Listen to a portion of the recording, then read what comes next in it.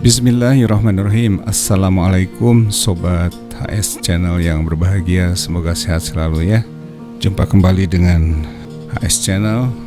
Yang kali ini coba mengamati sebuah berita menarik ya, seputar sikap PKS ya pasca bergabungnya PKB, di mana di beberapa pemberitaan di media-media itu dilansir beberapa berita yang terkesan PKS itu belum mengambil sikap yang tegas ya atas bergabungnya PKB. Dan berita yang dilansir dari Tribun Jakarta ini, tribunjakarta.com, dilansir hari Kamis kemarin 7 September 2023, menegaskan sikap PKS yang banyak diragukan ya di berbagai media juga berseliweran ya terkait dengan ini.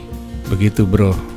Di Tribun dilaporkan atau dilansir sebuah berita sikap PKS ya. PKS pastikan dukung Anies Baswedan. Prabowo siap terima Demokrat gabung koalisi Indonesia Maju. Ini beritanya bro. Petinggi PKS menyatakan masih setia mendukung bakal capres Anies Baswedan ya. Baca pres ya, belum capres ya. Sebelum nanti diputuskan secara resmi oleh KPU. Sementara itu, Demokrat yang masih belum menentukan sikap dibukakan pintu untuk bergabung ke Koalisi Indonesia Maju, pengusung bakal capres Prabowo Subianto.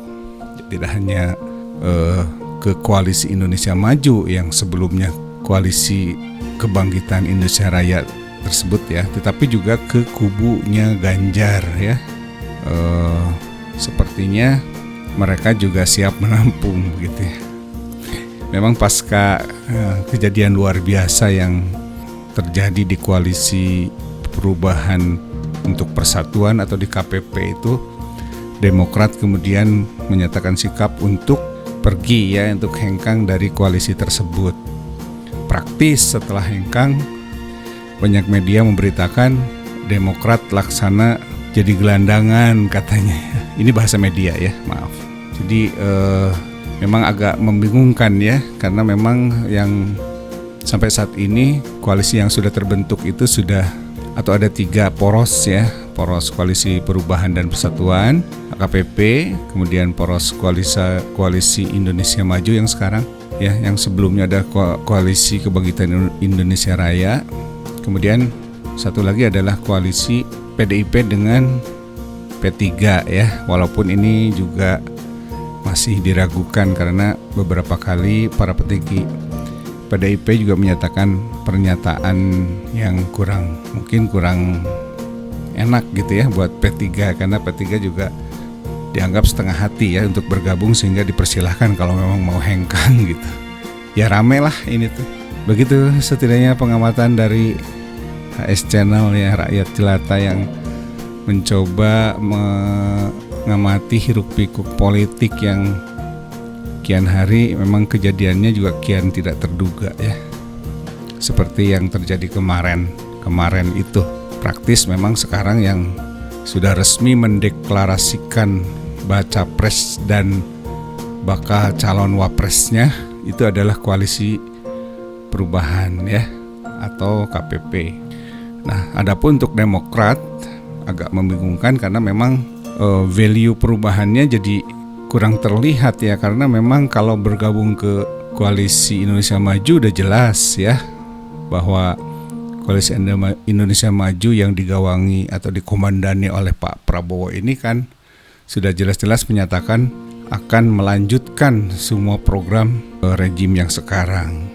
Apalagi mungkin di koalisinya PDIP dan P3, karena memang kita tahu Pak Jokowi sebagai presiden kita itu berasal dari PDIP.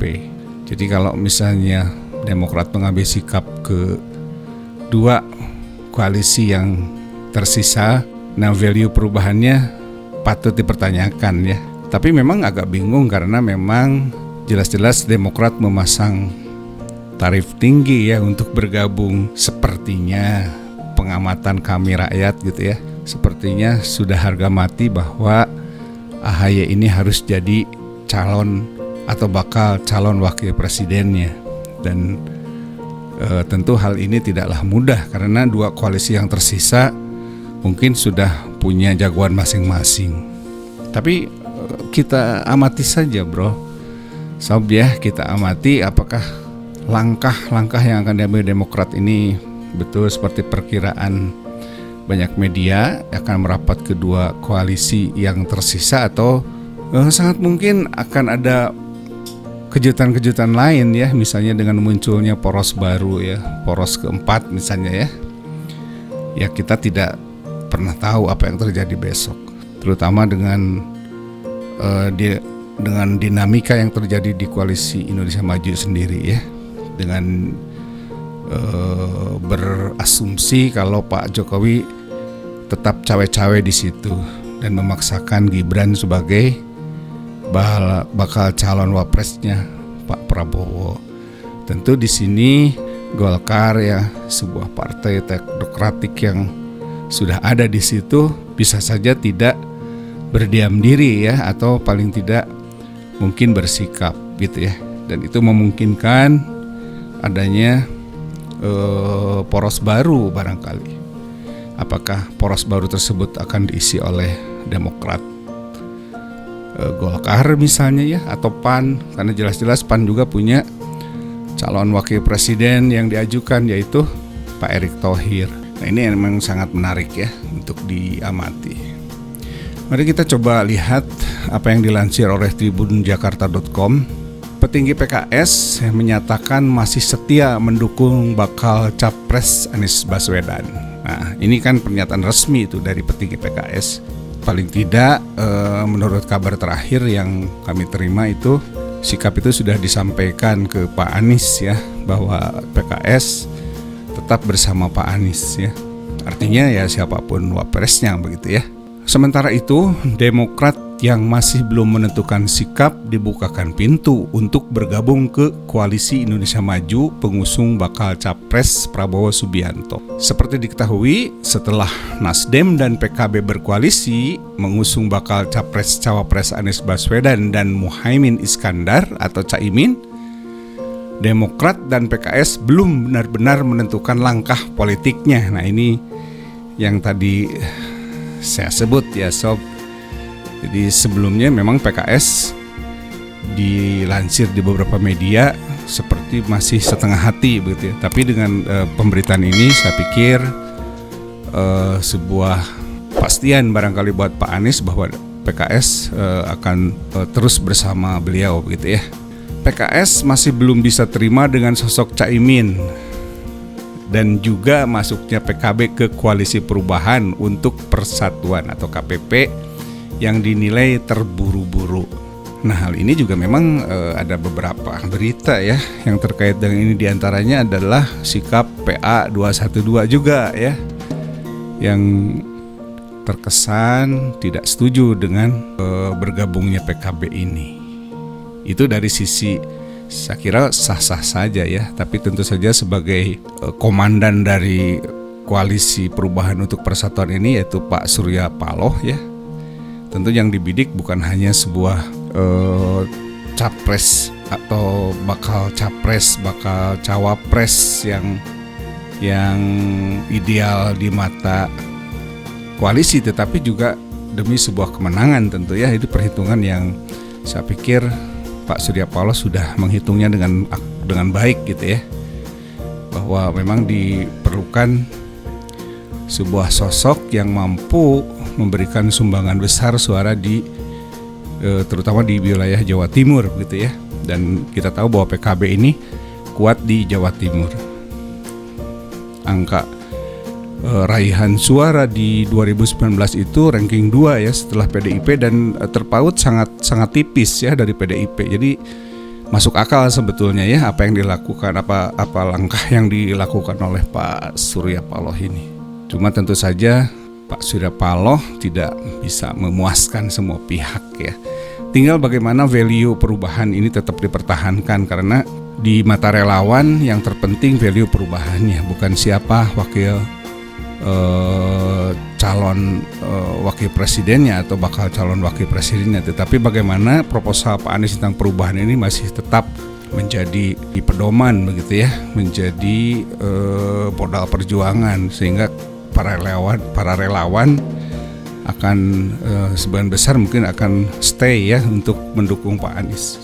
Sementara Demokrat sudah memastikan diri keluar dari KPP dan sedang mencari perahu koalisi baru untuk menuju Pilpres 2024. Ya, sebagian media menyebutnya menjadi gelandangan politik katanya, tapi saya kira itu bahasa media ya.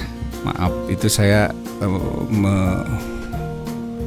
mencatut dari bahasa media saja. Ya memang pada kenyataannya praktis bagi Demokrat kan setelah keluar dari koalisi KPP tadi, tentu untuk terus bisa eksis dan menjadi peserta pemilu sesuai dengan aturan yang berlaku, Demokrat ini harus menentukan sikap ya, di mana atau perahu mana yang akan menjadi tempat yang baru bagi berlabuhnya Demokrat.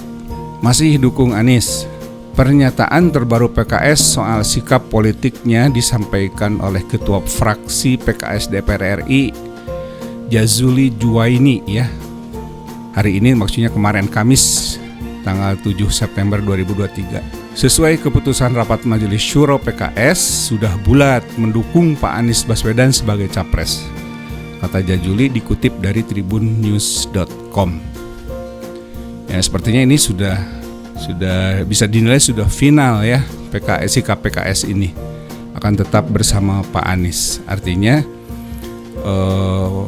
Caimin yang disodorkan PKB pastinya juga diterima oleh PKS, dan saya kira ini sebuah kekuatan yang luar biasa kalau memang betul-betul dilandasi oleh niat yang baik semuanya ya, untuk membaikkan Indonesia, membersamai Indonesia keluar dari ya masa-masa paceklik seperti yang sekarang ya, hutang gede ya, kemudian ekonomi juga seperti ini, rakyat yang terus bertambah ya, rakyat yang kelaparan, yang mungkin susah makan terus bertambah, kemudian stunting juga terus meningkat ya, kesehatan ibu-ibu hamil juga tidak bisa kita jamin atau dijamin ya, karena memang di beberapa penelitian stunting di Indonesia ini terus merangkak naik ya. Kendati bulat mendukung Gubernur DKI Jakarta 2017-2022 sebagai bakal capres, PKS masih belum menyatakan sikapnya secara formal. Jadi secara formal ini belum ya. Cuman kalau berpelukan begitu dalam politik, saya kira hal yang biasa ya.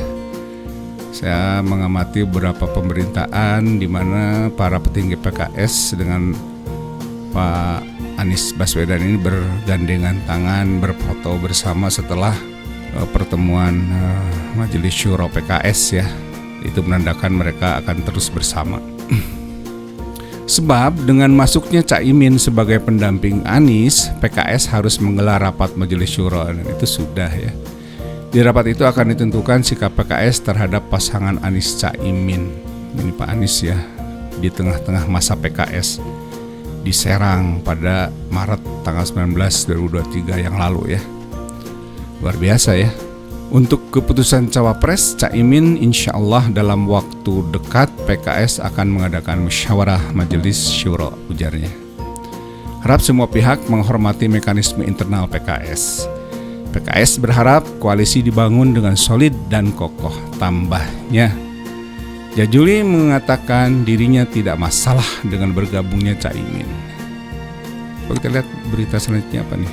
Oke. Namun mekanisme formal partai tidak bisa ditinggalkan begitu saja.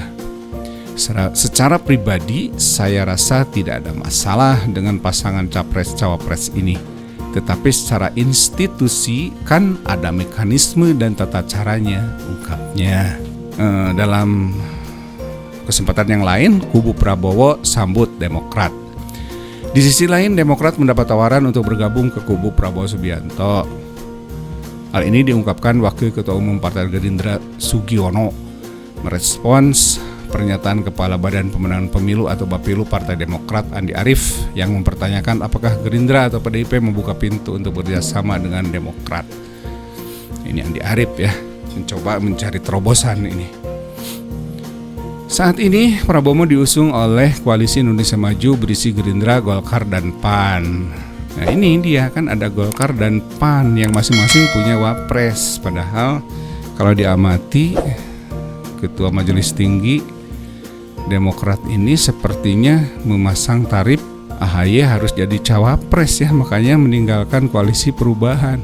Nggak sabar begitu ya. Ini menurut rakyat jelata, menurut rakyat ya, menurut kami yang mungkin bukan siapa-siapa ya.